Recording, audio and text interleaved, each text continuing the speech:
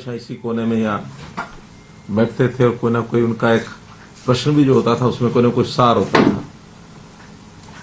मिलनसार एक साथी अपने चले गए, उसके लिए मैं उनको श्रद्धांजलि अर्पित करता हूँ, प्रभु से प्रार्थना करता हूँ कि उनको अपने चरणों में स्थान दें। जैसा बताया कि इस वर्ष 2023 की अपनी ये पहली वार्ता है और इसमें जैसा हमको पता है कि पिछले 5 साल से हम लोग सुशासन दिवस के अवसर पर हर वर्ष का एक नाम रखते थे। पहला वर्ष हमने सुशासन वर्ष रखा, सुशासन संकल्प वर्ष रखा, सुशासन परिणाम वर्ष रखा, फिर अंत्योदय उत्थान वर्ष रखा और इस बार का जो 2023 का ये वर्ष है अंत्योदय आरोग्य वर्ष, इसका नाम दिया है। और हेतु यही है कि समाज का एक बहुत बड़ा वर्ग, संख्या में मैं कह सकता हूं कि लगभग 40% ऐसा वर्ग है जो अपने जीवन यापन को बड़ी कठिनाई से करता है, जिनको हम निम्न आय वर्ग कह सकते हैं, जिसको बीपीएल नाम से भी हम पुकारते हैं। हमने इस बीपीएल की जो परिभाषा है उसको थोड़ा बदला है। पहले ये बीपीएल, वैसे तो कई पैरामीटर्स हैं लेकिन एक पैरामीटर उसमें इनकम का होता है, वार्षिक आय, वो 1,20,000 रुपया होती थी। पिछले 2 वर्ष से इसको बढ़ाकर हमने 1,80,000 रुपया किया है। तो 1,20 तक तो ये संख्या 15 लाख के आसपास ही रहती थी, कभी थोड़ा आंकड़ा आगे पीछे हो जाता था, लेकिन उस समय तक हमारे पास कोई बहुत बड़ा प्रमाणित ऐसा आय का डाटा ये होता नहीं था। हमने जब से परिवार पहचान पत्र लागू किया तो उसमें उस परिवार की प्रमुख बातें जो एकत्र की, जिसका सत्यापन किया, वेरिफिकेशन हुआ, उसमें जैसे डेट ऑफ बर्थ है, जैसे उस व्यक्ति का व्यवसाय है, आयु के हिसाब से उसकी जो भी यानी उसका जो व्यस्तता रहती है, उसमें विद्यार्थी है तो विद्यार्थी, अथवा व्यवसाय करता है व्यवसाय, 60 वर्ष की आयु के बाद उसको सोशल जस्टिस के लाभ उसको मिले, इस प्रकार से ये सब बातें उसमें रहती थी। सत्यापन करने के बाद आय के हिसाब से अब जो ध्यान में आया है कि ये आंकड़ा हमारा बीपीएल का ये 29 लाख हो गया है। तो हमने 29 लाख लोगों की चिंता, जो आबादी का लगभग 40% बनता है, इसकी चिंता सबसे पहले की जाए। उसी का अधिकार मैं मान के चलता हूं कि सरकारी जितने भी रिसोर्सेज हैं, संसाधन हैं, उसके ऊपर पहला अधिकार उनका है। उनको मुख्य धारा में लाना, उनकी आय को बढ़ाना, जिसके कारण से प्रदेश की आर्थिक स्थिति अच्छी होगी, देश की आर्थिक स्थिति में भी बढ़ोतरी होगी, तो गरीब आदमी को लाभ पहुंचाने का हमारा एक संकल्प। और उसमें भी जैसा 5 चीजें हमेशा मैं चर्चा करता हूं, 5S, शिक्षा, स्वास्थ्य, सुरक्षा, स्वावलंबन और स्वाभिमान। तो इन 5 चीजों में उनको कैसे बूस्ट मिले। शिक्षा के नाते हम लोगों ने बहुत से विद्यालय पहले जो बढ़ाए थे, बढ़ाने के बाद शिक्षा का स्तर अच्छा करने के लिए बहुत से काम किए। अध्यापकों को भी ठीक भर्ती उसकी वहां होकर के शिक्षा अच्छी मिले। अध्यापकों की जो कमी है उसको हम पूरा कर रहे हैं, चाहे वो भर्ती के नाते, चाहे HKRM के नाते। नए प्रकार के स्कूल, संस्कृति मॉडल स्कूल, ये भी हम नए शुरू किए हैं। अगर कुछ गरीब बच्चे प्राइवेट स्कूलों में पढ़ना चाहते हैं तो उनकी चिराग योजना के अंतर्गत उनकी फीस देने की बात भी हमने शुरू की है। अभी पिछले 1 वर्ष से सब स्कूलों में डुअल डेस्क की व्यवस्था और वहां इंफ्रास्ट्रक्चर के नाते जो कमियां हैं वो सब पूरी कर रहे हैं। अब स्वास्थ्य के बारे में जो विचार करते हैं तो प्रधानमंत्री जी ने भी एक योजना जो आयुष्मान भारत तय की थी, जिसके अंतर्गत हर परिवार का 5 लाख रुपए तक का स्वास्थ्य बीमा ये किया गया। बहुत से लाभ उसका लोग लाभ उठा रहे थे, लेकिन उस संख्या को बढ़ाया गया है चिरायु योजना के नाम से, और ये संख्या 29 लाख परिवार अर्थात 1.25 करोड़ आबादी, उसको ये लाभ पूरा मिलेगा। हर ऐसे नागरिक का पहले फेज में 1,80 तक, दूसरे फेज में उससे आगे भी बढ़ेंगे, उनका एक प्रकार से शारीरिक स्वास्थ्य परीक्षण ये करने की योजना भी बनी है, जिसमें लगभग अभी तक 1 लाख लोगों का और स्वास्थ्य परीक्षण हो चुका है। क्योंकि ये बड़ा काम है, इसके सेंटर्स हमको बढ़ाने पड़ेंगे, साल भर तक ये लगातार चलेगा तो ये 1,80 तक की आबादी इसको सबको हम स्वास्थ्य परीक्षण इसका करा सकेंगे, ताकि जरूरत पड़ने पर वो अपना स्वास्थ्य का एक प्रकार से जांच करा के उसमें कोई आवश्यकता है तो उसका इलाज भी व्यक्ति करा सके। इसी प्रकार लोगों के रोजगार के लिए हर ऐसा परिवार जिसके घर में आय कम है उसके एक व्यक्ति को रोजगार कैसे दिया जाए, मुख्यमंत्री अंत्योदय उत्थान योजना ये हमने चलाई थी। लगभग 30,000 लोगों को उसके अंतर्गत लोन्स दिए गए हैं। कुछ लोगों की स्किलिंग के माध्यम से उनकी ट्रेनिंग हो रही है ताकि अपना काम वो कर सकें।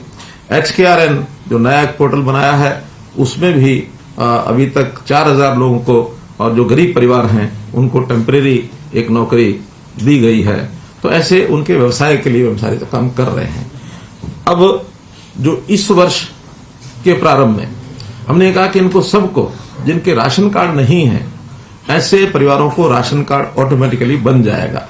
तो ऑटोमेटिकली राशन कार्ड बनाने में जब उसका एनालिसिस किया गया तो बहुत ऐसे परिवार हैं जिनको राशन कार्ड पहले से वर्षों से नहीं मिले हैं और बहुत ऐसे भी हैं जो उस पैरामीटर से बाहर हैं, जो राशन कार्ड का लाभ उठा रहे हैं पीले राशन कार्ड का, वो वास्तव में अपात्र हैं, जो डिजर्व नहीं करते हैं। ऐसे लोगों के राशन कार्ड काटे भी हैं। क्योंकि ये बड़ी एक्सरसाइज थी, तो इस बड़ी एक्सरसाइज में स्वाभाविक है टेक्निकली या फिर स्वयं लोगों ने जिसका निरीक्षण किया है उसमें से जो एक जिसको कहना चाहिए सर्वे किया है, तो उस सर्वे में बहुत सी गलतियां रहना स्वाभाविक है। तो जो गलतियां उसमें ध्यान में आई हैं तो उन गलतियों को ठीक करने के लिए हम जनवरी माह में ऐसे सब लोगों की शिकायतें लेकर के उनकी गलतियां ठीक कर देंगे। ऐसा आज मैंने एडीसीज की मीटिंग लेकर के और निर्देश दिए हैं और उन्होंने भी तय किया कि 31 जनवरी तक ये सारी चीजें हम ठीक कर देंगे। उसके लिए 2 टेलीफोन नंबर भी जारी किए गए हैं और उन टेलीफोन नंबर के ऊपर लोग अपनी शिकायत करा सकते हैं। टेलीफोन नंबर है 1800 180 2087। तो ये जो 11 अंकों का नंबर रहता है और इसी प्रकार से जो 4 अंकों का एक छोटा नंबर होता है 1967। तो ऐसे ये 2 नंबर प्रचारित किए गए हैं ताकि लोग अपनी शिकायत इस पर दर्ज करा सकें और उनको 15 दिन के अंदर अंदर सोल्यूशन करने के लिए भी आज हमने कह दिया है। किसी कारण से 15 दिन में प्रोसेस पूरी नहीं होती है उस शिकायत को ठीक करने के लिए, तो 15 दिन बाद इस महीने का राशन कार्ड ऑटोमेटिकली उनको मिलेगा। उनको समाचार जाएगा कि आप लोग 15 दिन के अंदर अगर ये समस्या काल नहीं हुआ है तो आप लोग राशन के इस महीने के हकदार हैं, ताकि आगे आने वाले समय में उसकी निस्तारण किया जा सके उसकी कंप्लेंट का। उसके बाद अगर वो श्रेणी में रहता है तो लेगा और नहीं रहता है तो फिर उसमें से उसका नाम हट जाएगा। जिन लोगों के नए कार्ड बनाए गए हैं वो तो 12 लाख के लगभग परिवार ऐसे हैं और 12 लाखों को लोगों ने प्रयत्न करने के बाद भी जिनके कार्ड बनते नहीं थे तो एक साथ एक क्लिक से उनके कार्ड बनाए गए हैं। इतनी बड़ी संख्या में कभी नए कार्ड आज तक नहीं बने, पहली बार ये 12 लाख एक साथ बने हैं। तो इससे लोगों को बहुत एक प्रकार का सुविधा हुई है, बहुत लोग इससे प्रसन्न हैं। जिनके बीपीएल कार्ड कटे हैं उसमें से कई प्रकार हैं और एक्सक्लूजन के नाते उनको काटा है। 1,32,000 परिवार तो ऐसे निकले हैं जो ITR भरते हैं, इनकम टैक्स रिटर्न भरते हैं।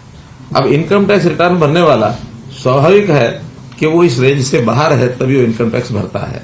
हो सकता है वो 2011 में उसकी स्थिति ऐसी नहीं रही होगी, लेकिन 11 साल बीत जाने के बाद कभी किसी ने कटवाया नहीं अपने आप। अब उस डाटा को लिया है तो वो 1,32,000 परिवार और वो तो ठीक कराने के लिए भी वापस लौटे नहीं है। उनको पता लग गया है कि हम इनकम टैक्स पे ही हैं तो नहीं जाएंगे। इसी प्रकार से सरकारी और अनुबंधित कर्मचारी ऐसे भी उसमें 51,489 51,500 लगभग ये लोग निकले हैं जो सरकारी नौकरी प्राप्त कर चुके हैं। सरकारी पेंशनर्स 2,100 नाम ऐसे हैं जो सरकारी पेंशनर्स निकले हैं। हो सकता है उस समय उन्होंने गलती से बनवा लिया हो, जो आज रिटायर होने के बाद सरकारी पेंशन ले रहे हैं, तो भी पेंशनर्स का तो डाटा हमारे पास आया है। ऐसे परिवारों के भी राशन कार्ड कटे हैं। जिनकी वार्षिक आय सर्वे के बाद 1,80,000 से अर्थात जो इन श्रेणियों में नहीं है, इसके अलावा जो हैं वो भी 3,44,000 हैं। उसमें जिन लोगों का सर्वे मानो किन्हीं कारण से गलत है तो वो जो शिकायत करेंगे तो उनका दोबारा से सर्वे होगा और फिर उसमें अगर कोई गलती किसी कारण से हुई है तो उसको ठीक किया जाएगा। 2 श्रेणियां ऐसी हैं, औद्योगिक श्रमिक और जो किसानों का फसल प्रोक्योरमेंट का कीमत 4 लाख या इससे ऊपर है, ऐसी 2 श्रेणियों को भी चिन्हित किया है। क्योंकि औद्योगिक श्रेणी के जो भी लोग हैं, ये ठीक है कि उसमें मिनिमम वेजेस ये भी सब तय होते हैं, लेकिन कई जगह मिनिमम वेजेस भी 15,000 नहीं होते, उससे कम होते हैं। और जो लोग 4 लाख रुपए का अपना जिन्स बेचते हैं, उसमें कुछ फसलें तो ऐसी हैं जिनका 1,80,000 इनकम मानी जा सकती है, कुछ ऐसी भी हैं शायद उसमें 1,80,000 नहीं होती होगी। तो ऐसे दोनों लेवल के जो लोग हैं, इनका दोबारा से एक सर्वे कराने की बात हमने कही है। ये दोनों औद्योगिक श्रमिक लगभग 2 लाख हैं और किसानों की जिनकी आय 4 लाख से ज्यादा आय नहीं है, जिनकी बिक्री 4 लाख से ज्यादा हुई है, ये ज्यादा नहीं है, ये भी 7,000 है। तो ऐसे ये 2,05,000 कुल परिवार ऐसे हैं जिनका दोबारा से सर्वे होकर के और उनकी आय का और एक फिक्स किया जाएगा कितनी उनकी आय है। बिजली बिल की खपत, जिन परिवारों का, यानी ऐसा एक स्टडी है जो पावर डिपार्टमेंट की क्या बल्कि कुछ और रिसर्च जो करते हैं ऐसे लोगों की एक हमने ली है राय, तो 5% किसी भी व्यक्ति की इनकम वो बिजली के घरेलू बिल में उसका खर्च होता है। इसका अर्थ यह है कि 1,80,000 में 5% है 9,000। साल में 9,000 रुपए से ज्यादा जिसका बिल आता है, ऐसे लोगों को भी 1,80 मान करके और उसमें से एक्सक्लूड किया है। अर्थात जिसका लगभग साल का कोई लगभग 250-300 यूनिट ऐसा बनेगा, 750 रुपया महीने का बनता है, तो 750 का मतलब है 250-300 यूनिट को हिसाब लगा करके इस लिमिट से ज्यादा जिनका बिल आता है वो भी 15,000 रुपए से ज्यादा सैलरी में उसको यानी इनकम में डाल करके मान करके उनको भी बाहर किया है। ऐसे परिवार हैं 2,27,000। फिर तीसरी इसमें श्रेणी जो है ITR, औद्योगिक श्रमिक, बिजली बिल, सरकारी, किसान, पेंशन, सभी ये लोग हैं, ऐसे 9,60,000 हैं।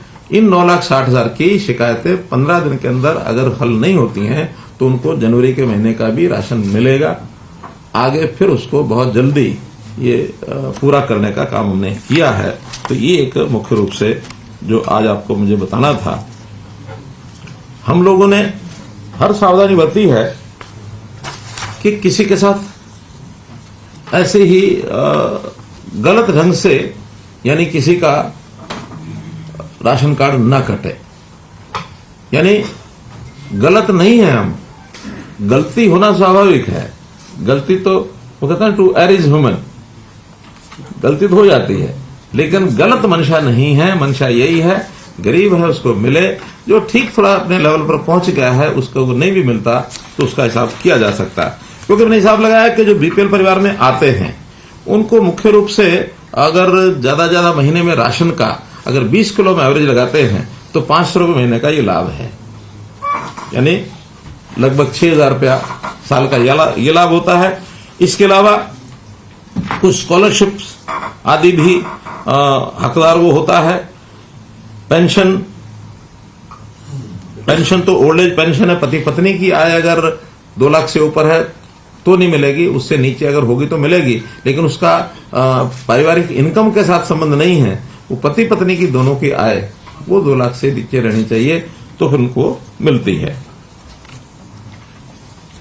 कभी कभी मकान बनाने के लिए भी किसी का मकान टूटता है तो उसको मरम्मत के लिए वो योजना भी एक इसमें मिलती है। लेकिन कैजुअल ऐसी कई तरह की सहायता है जो आवश्यकता पड़ने पर वो दी जाती है। जैसे चिरायु है, मानो ये योजना हमारी आयुष्मान है, ये भी 1,80 से नीचे है, लेकिन ये जरूरी नहीं कि हर किसी को लाभ होगा, इसका तो जब आवश्यकता पड़ेगी तब होगा। हाँ, सरकार जो है इसका एवरेज लगभग 1550 रुपया पर परिवार इतना खर्च जो है वो इसमें आता है। अर्थात 29 लाख का अगर मैं हिसाब लगाऊं तो 100 रुपया लगता है तो 29 करोड़ हो गया, और 1500 रुपया है तो 15 45 450, यानी 500 करोड़ के आसपास इसमें सरकार का खर्च ये आता है। तो हर परिवार के नाते से उसका हम 1550 रुपए के आसपास अभी भरते हैं। ये हर साल उसकी प्रीमियम जो है वो कैलकुलेट किया जाता है। अगले वर्ष में थोड़ा ज्यादा हो सकता है, लेकिन अभी लगभग हर परिवार के नाम से 1550 रुपया वो जा रहा है।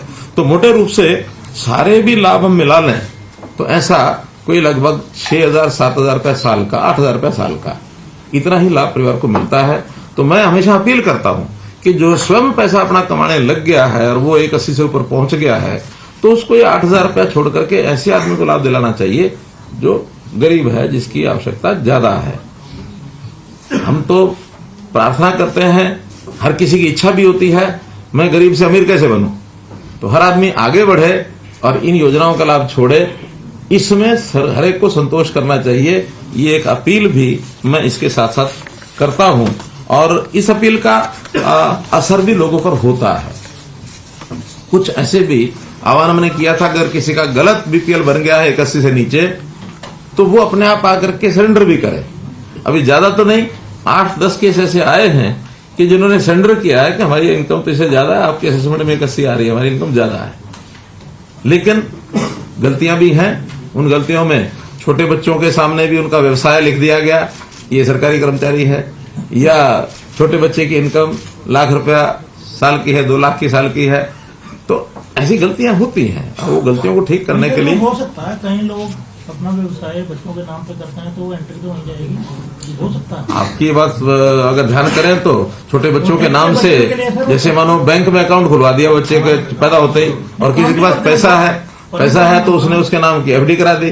अब एफडी कराएगा तो 6-7% तो ब्याज बैंक का मिलता ही है। 1 करोड़ की एफडी में 7 लाख रुपए साल का मिल जाएगा। बिजनेस भी करते हैं सर, बना बच्चों के नाम से गार्डन कंपनियां बढ़ा लेते हैं। हाँ, वो बच्चों के नाम पे लोग करते हैं।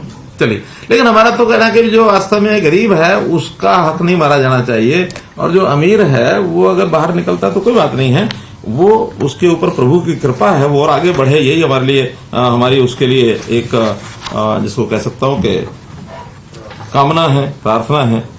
हमेशा कोई बीपीएल हो तो बीपीएल बना रहे, ये तो कोई इच्छा नहीं है किसी की भी। बीपीएल कैसे एपीएल बने, हमारी बीपीएल की संख्या घटती जाए तब हमारे प्रदेश की प्रगति है।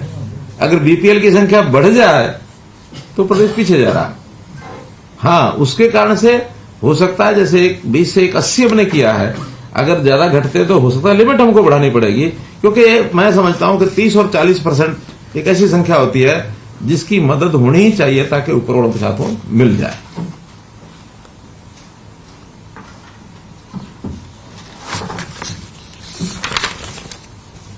मित्रों, एक विषय जो बार बार आता है, बेरोजगारी।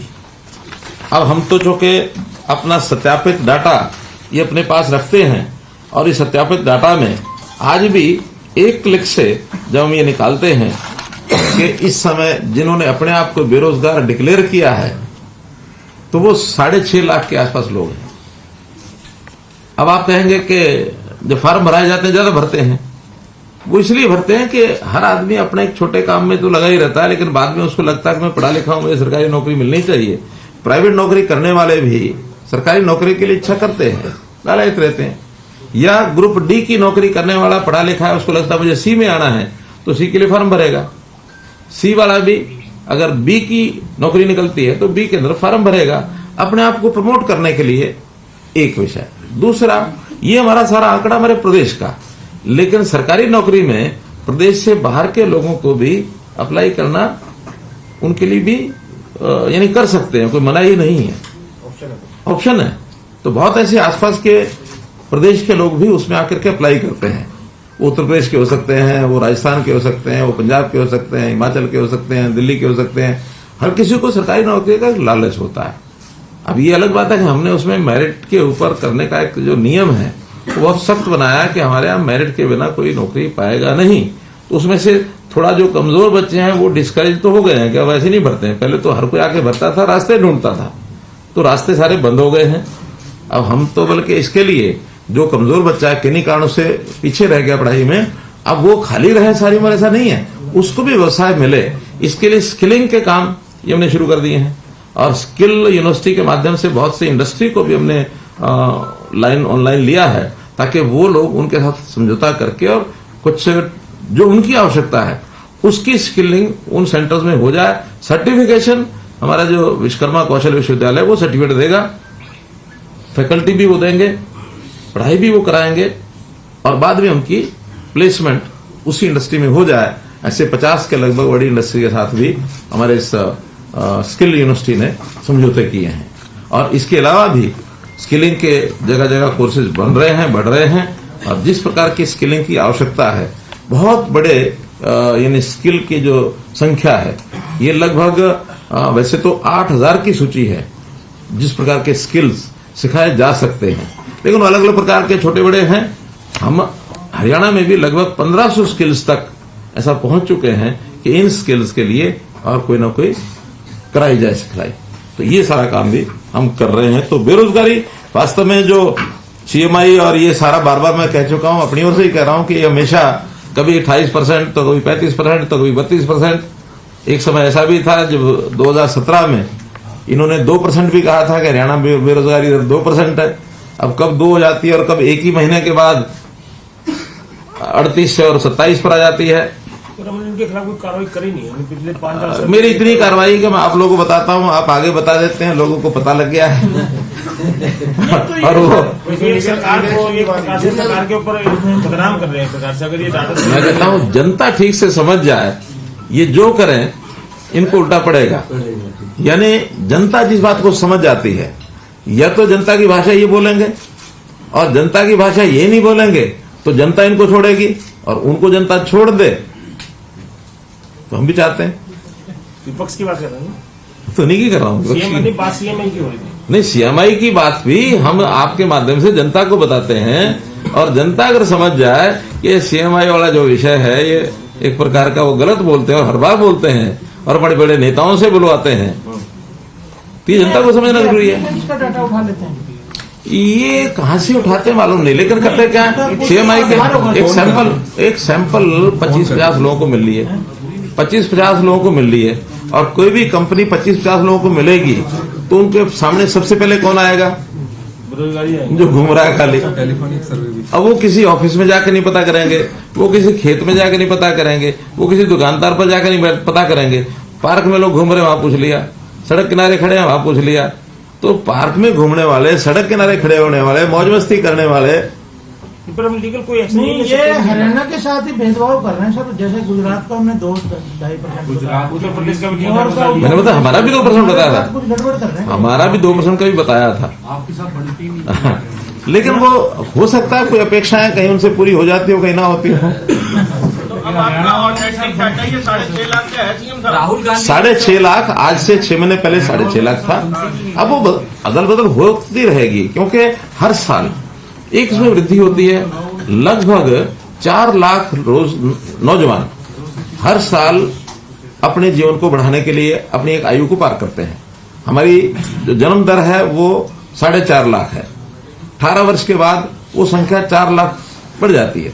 4 लाख के बाद कुछ लोग ऐसे होते हैं जो अपने पैतृक व्यवसाय में चले जाते हैं, कुछ अपने प्राइवेट नौकरी में चले जाते हैं, कुछ सरकारी नौकरी में जाते हैं।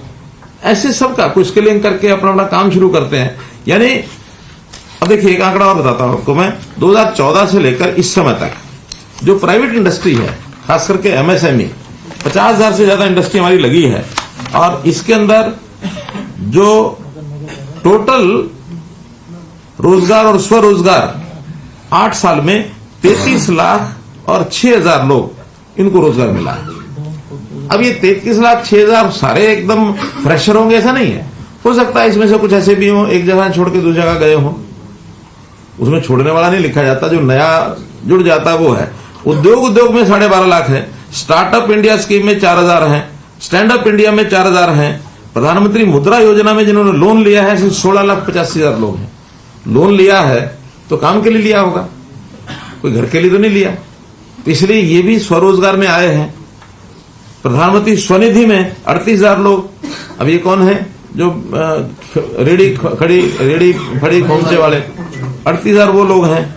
सक्षम युवा में 1,71,000 लोग। अब ये ठीक है, सक्षम युवा एकदम रोजगार नहीं है, लेकिन 100 घंटे का काम है, 6,500 या 9,000 रुपया 7,000 रुपया उनको मिलता है। तो इतने लोगों को वो भी काम मिला है। सक्षम सारथी योजना 78,000, अंत्योदय उत्थान मेले जो मैं बता रहा हूं कि अभी हमने जो मेले लगाए हैं 34,000 लोग वो हैं, उनको लोन अभी लेके दिया है। तो इस प्रकार से ये 33,000 लोग अगर 8 साल में लगे हैं तो 4 लाख हर साल हो गए।